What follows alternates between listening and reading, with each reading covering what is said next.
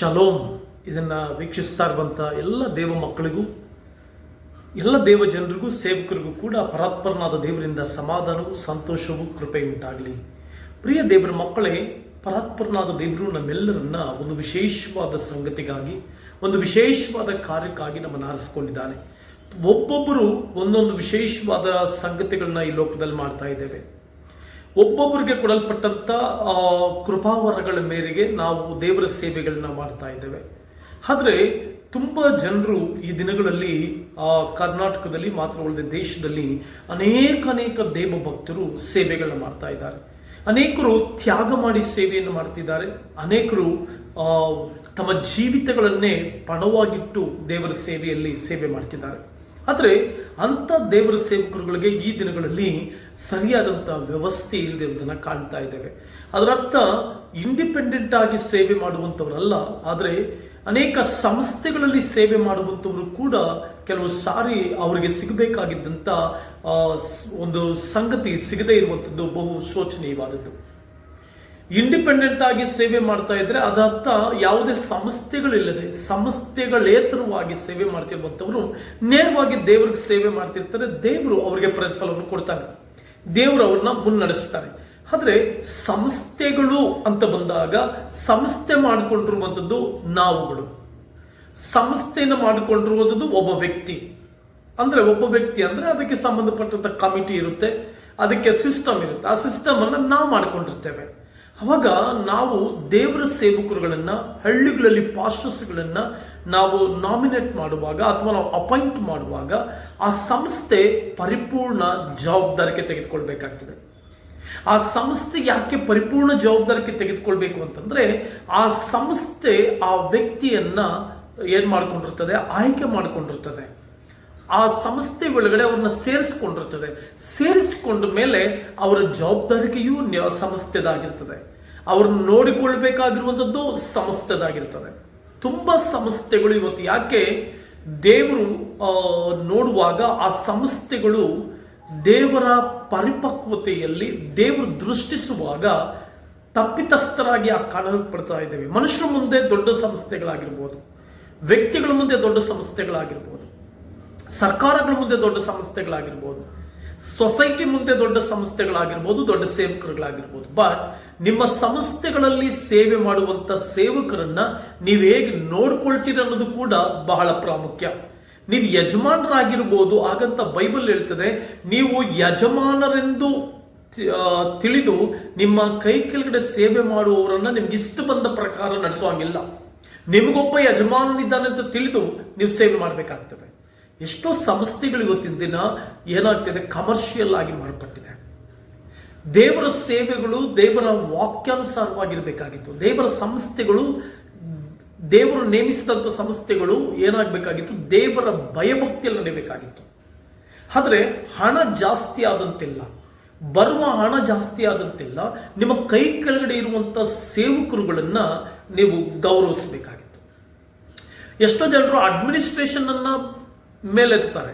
Administration ಅಲ್ಲಿ work ಮಾಡುವಂಥವ್ರಿಗೆ ಹೆಚ್ಚು ಕಾರ್ಯಗಳನ್ನ ಮಾಡ್ತಾರೆ. ಆದರೆ ಹಳ್ಳಿಗಳಲ್ಲಿ ಸೇವೆ ಮಾಡುವಂಥ, ಹಳ್ಳಿಗಳಲ್ಲಿ ಸುವಾರ್ತೆ ಸಾರುವಂಥ ಆ ಸೇವಕರುಗಳ ಕುರಿತು ನಿಮ್ಮ ಸಂಸ್ಥೆಯಲ್ಲಿರುವಂಥ ಅಂತ ಜವಾಬ್ದಾರಿಯುತ ಸೇವಕರುಗಳ ಕುರಿತು ನಿಮ್ಮ ತೀರ್ಮಾನಗಳೇನು?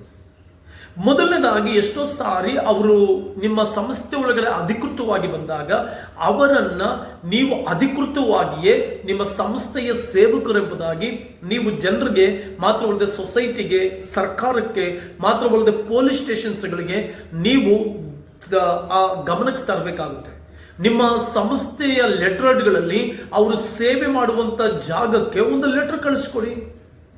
ನಾನು ಕಾನೂನುಬದ್ಧವಾಗಿ ಮಾತನಾಡ್ತಾ ಇದ್ದೇನೆ. ಯಾರು ಕೂಡ ಮರ್ಯಾದೆ ಸೇವೆ ಮಾಡ್ಲಿಕ್ಕೆ ಸಾಧ್ಯ ಇಲ್ಲ. ಯಾವ ಸಂಸ್ಥೆಗಳು ಕೂಡ ಮರ್ಯಾದೆ ಸೇವೆ ಮಾಡಬೇಕಾದಿಲ್ಲ. ಸಂಸ್ಥೆಗಳು ಅಂದರೆ ಕೇವಲ ಅವರ ಎಲ್ಲ ಹಳ್ಳಿ ಸೇವೆ ಮಾಡುವಂಥ ಸೇವಕರುಗಳನ್ನ ಕರ್ಕೊಂಡು ಬಂದು ನಿಮ್ಮ ಸಂಸ್ಥೆಗೆ ಸೇರಿಸ್ಕೊಂಡು ನೀವು ರಿಪೋರ್ಟ್ಗಳನ್ನ ಮಾಡಿ, ನಾನು ಹಳ್ಳಿ ಸೇವೆ ಮಾಡ್ತಿದ್ದೇವೆ, ನಾವು ಅನೇಕ ಜನರ ರಕ್ಷಣೆಗೆ ನಡೆಸ್ತಾ ಇದ್ದೇವೆ, ಇಷ್ಟು ಸೇವಕರುಗಳು, ಸಾವಿರಾರು ಸಭೆಗಳು ನಮ್ಮ ಮಧ್ಯದಲ್ಲಿದೆ. ಸರಿ, ಹಳ್ಳಿಗಳಲ್ಲಿ ಸೇವೆ ಮಾಡುವಂಥವರಿಗೆ ನೀವು ಕೊಡುವಂಥ ಪ್ರೊಟೆಕ್ಷನ್ ಏನು? ಸಂಸ್ಥೆಗಳು ಕೊಡಬೇಕಾಗಿದ್ದಂಥ ರೈಟ್ಸ್ಗಳೇನು? ಸಂಸ್ಥೆಗಳಾದಂಥ ನೀವು ಮೊಟ್ಟ ಮೊದಲನೇದಾಗಿ ಯಾರಾದರೂ ನಿಮ್ಮ ಸಂಸ್ಥೆಗಳಲ್ಲಿ ಸೇವೆ ಮಾಡುವಾಗ, ಯಾಕೆಂದರೆ ಹಳ್ಳಿಗಳಲ್ಲಿ ಈಗ ಹಿಂಸೆಗಳು ಜಾಸ್ತಿ ಆಗ್ತಾ ಇದೆ, ಸಭೆಗಳಿಗೆ ತೊಂದರೆಗಳು ಜಾಸ್ತಿ ಆಗ್ತಾ ಇದೆ, ಪ್ರಾಬ್ಲಮ್ಸ್ಗಳು ಜಾಸ್ತಿ ಆಗ್ತಾ ಇದೆ, ಅನೇಕರು ಕರ್ಕೊಂಡೋಗಿ ಕೇಸ್ಗಳನ್ನ ಹಾಕ್ತಾ ಇದ್ದಾರೆ. ಅವಾಗ ಸಂಸ್ಥೆ ಮೇಲೆ ಡ್ಯಾಮೇಜ್ ಆಗಲ್ಲ. ನೋಡಿ, ಒಂದು ಸ್ಥಳದಲ್ಲಿ ಒಂದು ಹಿಂಸೆ ಆಗುತ್ತೆ. ಕನಕಪುರ ಮತ್ತೆ KM ದೊಡ್ಡಿ ಅನ್ನುವಂಥ ಪ್ರದೇಶದಲ್ಲಿ ಕೇಸ್ಗಳಾಗುತ್ತೆ. ಅಲ್ಲಿ ಒಬ್ಬ ವ್ಯಕ್ತಿ ಅಥವಾ ಒಬ್ಬ ಪ್ರವಾದಿ ಅನಿಸ್ಕೊಂಡಂಥವರು ಕೊಟ್ಟಿರುವಂಥ ಒಂದು ಕರಪತ್ರಗಳನ್ನು ಪೊಲೀಸ್ ಸ್ಟೇಷನ್ಸ್ಗೆ ಬರುತ್ತೆ.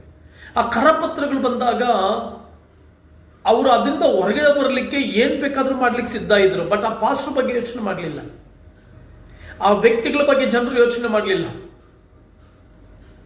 ಕೇಸ್ ಆಗಿದ್ದು ಕರಪತ್ರಗಳನ್ನ ಕೊಟ್ಟಂಥವರಲ್ಲ, ಹಂಚಿದಂಥವ್ರು. ಕೊಟ್ಟಂಥವ್ರಿಗೆ ತೊಂದರೆ ಆಗಲಿಲ್ಲ, ಹಂಚಿದಂಥವ್ರಿಗೆ ತೊಂದರೆ ಆಯಿತು. ಹಾಗಾದ್ರೆ ಆ ಸಂಸ್ಥೆಗಳು ಅವ್ರ ಪರವಾಗಿ ನಿಂತ್ಕೊಳ್ಬೇಕಾಗಿತ್ತು, ಆ ವ್ಯಕ್ತಿಗಳು ಅವ್ರ ಪರವಾಗಿ ನಿಂತ್ಕೊಳ್ಬೇಕಾಗಿತ್ತು. ಆದುದರಿಂದ ಸಂಸ್ಥೆಗಳು, ನೀವು ಯಾವ ಸೇವಕರುಗಳನ್ನು, ಹಳ್ಳಿ ಸೇವಕರುಗಳನ್ನ ನಿಮ್ಮ ಸಂಸ್ಥೆಗೆ ತೆಗೆದುಕೊಳ್ಳುವಾಗ ಮೊಟ್ಟ ಮೊದಲನೇದಾಗಿ ಅವ್ರಿಗೆ ನೀವು ID ಕಾರ್ಡನ್ನು ಕೊಡಿ. ಮೊಟ್ಟ ಮೊದಲಿಗೆ ನೀವು ಮಾಡಬೇಕಾಗಿತ್ತು ಅವ್ರಿಗೊಂದು ID ಕಾರ್ಡ್ ಮತ್ತು ಅಪಾಯಿಂಟ್ಮೆಂಟ್ ಲೆಟರ್ ಕೊಡಬೇಕು. ಯಾಕಂದರೆ ಪಾಸ್ಟರ್ ನಿಮಗಾಗಿ ದುಡಿತಾನೆ, ನಿಮ್ಮ ಸಂಸ್ಥೆಗಾಗಿ ದುಡಿತಾನೆ. ಸ್ವಯಂ ಪ್ರೇರಿತನಾಗಿ ದೇವರ ಸೇವೆ ಮಾಡುವವನು ದೇವರಿಗೆ ಇಂಡಿಪೆಂಡೆಂಟ್ ಆಗಿ ಸೇವೆ ಮಾಡೋನು ದೇವರಿಗೆ ದೇವರು ಅಂತ ಓಡ್ತಾನೆ. ಬಟ್ ಸಂಸ್ಥೆಗಳು ಅಂತ ಬಂದಾಗ ರಿಪೋರ್ಟ್ ಸಪೋರ್ಟ್ ಅಂತ ಬರುವಾಗ ಆ ಪಾಸ್ಟ್ರು ಆ ಸಂಸ್ಥೆಗಾಗಿನೇ ದುಡಿಯೋದು. ಆ ಸಂಸ್ಥೆ ನಮ್ಮ ಸಂಸ್ಥೆ ಅಂತ ಏನು ಮಾಡ್ತಿರ್ತಾನೆ, ಹೇಳ್ಕೊಳ್ತಾನೆ ಇರ್ತಾನೆ, ನಂದು ಇಂಥ ಸಂಸ್ಥೆ, ನಾನು ಹಿಂಗಿದ್ದೀನಿ, ಅಂಥ ಸಂಸ್ಥೆ ಅಂತ ಹೇಳ್ಕೊಳ್ತಿರ್ತಾನೆ. ಹಾಗಾದ್ರೆ ಸಂಸ್ಥೆಯವರಾದಂಥ ನೀವುಗಳು ನಿಮ್ಮ ಕೈ ಕೆಳಗಡೆ ಸೇವಕರುಗಳಿಗೆ ಮೊದಲನೇದಾಗಿ ನೀವು ಅಪಾಯಿಂಟ್ಮೆಂಟ್ ಲೆಟರ್ ಕೊಡಿ. ಹೌದು, ಅಫಿಷಿಯಲ್ ಆಗಿ ಇವರು ಪಾಸ್ಟರ್ ಆಗಿದ್ದಾರೆ, ನಮ್ಮ ಸಂಸ್ಥೆಯ ಮೂಲಕವಾಗಿ ಇವರು ಸಭಾಪಾಲಕರಾಗಿದ್ದಾರೆ, ಸಭಾ ಸೇವೆಯನ್ನು ಮಾಡ್ತಿದ್ದಾರೆ ಅಂತ ಹೇಳಿ ಒಂದು ಪೀರಿಯಡ್,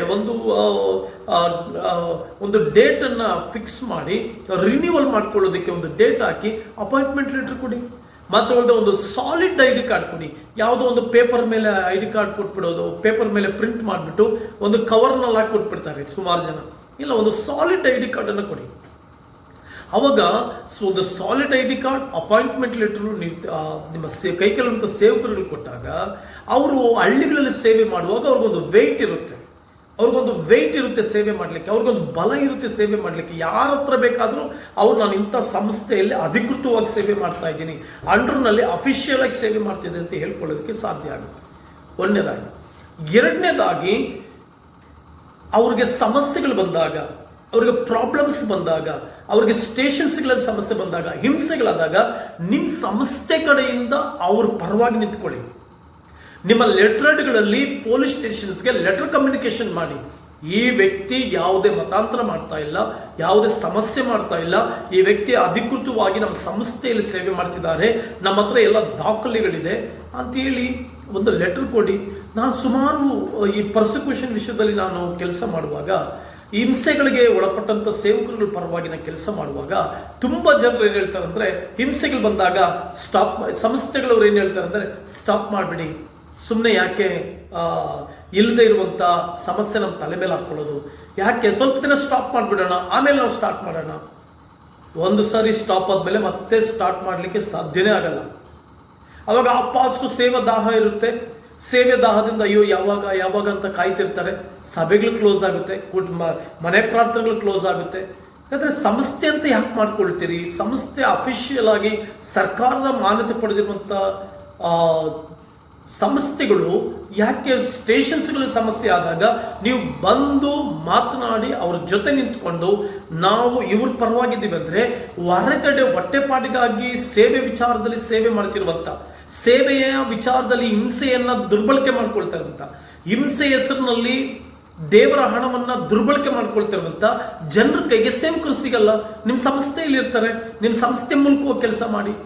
ಒಂದು ಲೆಟರ್ ಕೊಡಿ ಸಾಕು, ಅಫಿಷಿಯಲ್ ಆಗಿ ಒಂದು ಲೆಟರ್ ಕೊಡಿ, ಈ ಥರ ಈ ವ್ಯಕ್ತಿ ನಮ್ಮ ಸಂಸ್ಥೆಗೆ ಸಂಬಂಧಪಟ್ಟವನು. ಆದರೆ ನಾನು ಕೇಳಿಸ್ಕೊಂಡ ಪ್ರಕಾರ ಸುಮಾರು ಸಂಸ್ಥೆಗಳೇನಂತೆ, ನಮ್ಮ ಹೆಸರು ಹೇಳ್ಬೇಡಿ, ನೀವು ಸೇವೆ ಮಾಡಿ, ಫೈನಾನ್ಷಿಯಲ್ ನಾವು ಸಪೋರ್ಟ್ ಮಾಡ್ತೀವಿ. ಹಾಗಾದರೆ ನೀವು ಸೇವಕರುಗಳನ್ನು ಎಂಪ್ಲಾಯಿಗಳನ್ನಾಗಿ ಮಾಡ್ಕೊಳ್ತಾ ಇದ್ದೀರಿ. ದೇವರು ನನಗೂ ಕೂಡ ಸಂಸ್ಥೆಯನ್ನು ಕೊಟ್ಟಿದ್ರು. ಸುಮಾರು ಜನರು ನಮ್ಮ ಸಂಸ್ಥೆಯಲ್ಲಿ ಸೇವೆಯನ್ನು ಮಾಡ್ತಿದ್ರು. ಬಟ್ ಆ ಹಣವನ್ನು ಎಕ್ಸ್ಪೆಕ್ಟ್ ಮಾಡುವಾಗ ದೇವರು ನನಗೊಂದಿನ ಒಂದು ಮಾತಾಡಿದ್ರು. ದೇವರು ನನಗೊಂದಿನ ಮಾತು ಹೇಳಿದ್ರು, ಮಗನೇ, ಅವರನ್ನು ಸೇವೆ ಕರೆದವನು ನಾನು, ಅವ್ರನ್ನ ಅಭಿಷೇಕ ಮಾಡಿದವನು ನಾನು.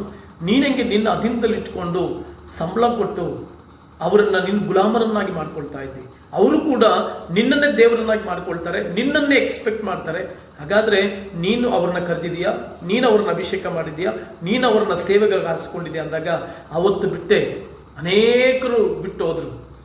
ಈಗ ನಮ್ಮ ಸಂಸ್ಥೆಯಲ್ಲಿ ಸೇವಕರು ಯಾರೇ ಬರಲಿ, ನಾವು ಹಣ ಸಹಾಯ ಮಾಡ್ತೀವಿ, ನಿಮಗೆ ಮಂತ್ಲಿ ಸಪೋರ್ಟ್ ಮಾಡ್ತೀವಿ, ಬನ್ನಿ ಅಂತ ಯಾರಿಗೂ ಹೇಳೋದಿಲ್ಲ. ಆದರೆ ನಿಮ್ಮೊಂದಿಗೆ ನಾವು ನಿಲ್ತೇವೆ, ನಿಮ್ಮ ಜೊತೆ ನಿಲ್ತೇವೆ. ನೀವು ಸೇವೆಯನ್ನು ಮಾಡಿ, ದೇವರನ್ನು ದೃಷ್ಟಿಸಿ ನೋಡಿ, ನಿಮ್ಮೊಂದಿಗೆ ನಾವು ಇರ್ತೇವೆ. ಎಂಥ ಪ್ರಾಬ್ಲಮ್ಸ್ಗಳೇ ಬರಲಿ, ಅದಂಥ ವ್ಯಕ್ತಿಗಳ ಸಭೆಗಳಿಗೆ, ಸೇವೆಗಳಿಗೆ ತೊಂದರೆ ಬರಲಿ, ನಾವು ಜೊತೆಯಲ್ಲಿ ಬಂದು ನಿಂತ್ಕೊಳ್ತೇವೆ, ಸ್ಪಾಟ್ನಲ್ಲಿ ನಿಂತ್ಕೊಳ್ತೇವೆ. ನಾವು ಯಾಕೆ ಆ ರೀತಿಯಾದಂಥ ಕಾರ್ಯ ಆಗಬಾರ್ದು? ಪ್ರಿಯ ದೇವರ ಸೇವಕರೇ, ಸಂಸ್ಥೆಗಳು ನಡೆಸ್ತಾ ಇರುವಂಥವ್ರೆ, ಈ ರೀತಿಯಾಗಿ ನಿಮ್ಮ ಸೇವೆಗಳು ಬೆಳೆಸಿಕೊಳ್ಳುವಾಗ ನಿಜವಾಗ್ಲೂ ದೇವರ ಸೇವೆ ಪ್ರಬಲವಾಗುತ್ತೆ, ಶಕ್ತಿಯುತವಾಗುತ್ತೆ. ತುಂಬ ಸೇವಕರು ಇವತ್ತು ಭಯ ಪಡ್ತಾ ಇದ್ದಾರೆ. ಯಾಕೆ? ತುಂಬ ಹಳ್ಳಿಗಳಲ್ಲಿ ಸೇವೆ ಮಾಡುವಂಥವ್ರು ಭಯ ಪಡ್ತಾ ಇದ್ದಾರೆ. ಬೆಳ್ಕೊಂಡು ಹೋಗೋರು ಬೆಳೀತಾ ಇದ್ದಾರೆ, ಬಟ್ ಎಷ್ಟೋ ಜನ ಹಳ್ಳಿಗಳಲ್ಲಿ ಯಥಾರ್ಥವಾಗಿ ಸೇವೆ ಮಾಡುವಂಥವ್ರು ಭಯ ಪಡ್ತಾ ಇದ್ದಾರೆ. ಕಾರಣ, ಅಯ್ಯೋ ಯಾರು ನಮ್ಮೊಂದಿಗೆ ಬರ್ತಾರೆ, ಸಂಸ್ಥೆಯಲ್ಲಿದ್ದರೂ ಕೂಡ ನಮ್ಗೆ ಯಾರೂ ಆಗಲ್ಲ ಅನ್ನುವಂಥ ಭಯದಲ್ಲಿ ವಾತಾವರಣದಲ್ಲಿ ಜೀವಿಸ್ತಾರೆ. ಇದು ಬಿಟ್ಟು ಹೋಗ್ಬೇಕು. ಕೇವಲ ರಿಪೋರ್ಟ್ ಅಂಡ್ ಸಪೋರ್ಟ್ಗೆ ಮಾತ್ರ ಸೇವಕರಲ್ಲ.